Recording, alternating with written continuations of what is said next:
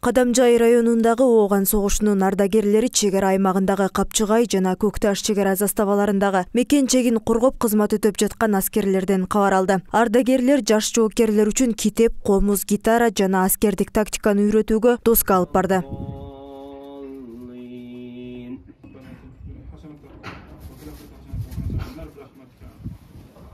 Биздин Кадамжай району боюнча Афганистан кичине тыйын топтоп койгон элек. Негизи келебиз деген ой максаттар бар эле, анан кийин кечеге силерге дагы доска керек деди, баягы батылдыктан сабактарды өткөнгө деп. Анан солдаттарга кичине шахмат, шашки, топ, ушундай нерселер керек дегенге үчүн гитара, комуз ошолорду алдык эле, китептерди алып. Афганистанда дагы 10 жыл аралыгында биздин райондон 21 жоокер курман болгон. Афганистандан курманга кайтып өзü негізі 275 kişi барған şu anda.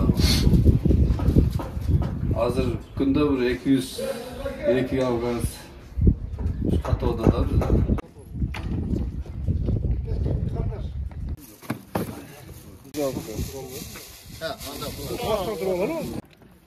Hayır komandir, balдар.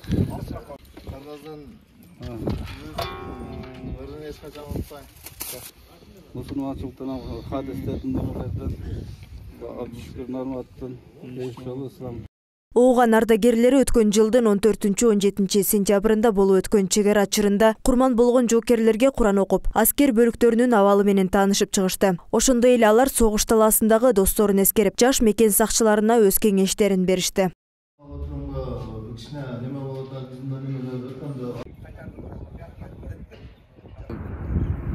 Бұл жылы 15 февраль Советтик askerlerden Afganistan'dan çıkarılğandığının 34 жылдығын белгілөө астында біздің райондық Afgan соғышының ардагерлерinin қоғамдық үкіметінің атынан Ақсай айылына келіп отырамыз. Ақсай айылында Кадамжай району Afganistan'ın атынан чегарачылардан хабар алайлы деп келдік. Ооган согушу 1979 жылдын 25 декабрынан 1989 жылдын 15 февралына чейинки аралыкта созулган. Бул согушта Советтер Союзу 15.031 адамынан ажыраган. 53.753 адам жарадар болгон, контузияга учурап травма алган. 417 аскер кызматчысы туткунга түшүп дайынсыз жоголгон. Анын 130-у советтик аскерлер Афганистандан чыкканга чейин бошотулган. Башка союздук республикалар сыяктуу эле Кыргызстанда бул согушка өзүнүн 7141 уулун узаткан. Арзуган бирлик музыкалык аспап мына силерге дем күч берип келип, акыл насаатыңыздарды айтып, белеңиздерди тапшырып кетип атканыңыздарга чоң рахмат. Тереңиңизди билдиребиз. Эми биз канчалык оор шартта кызмат өтүп атсак дагы ушинтип демге дем, күчкө күч кошуп келатканыңыздарга чоң рахмат.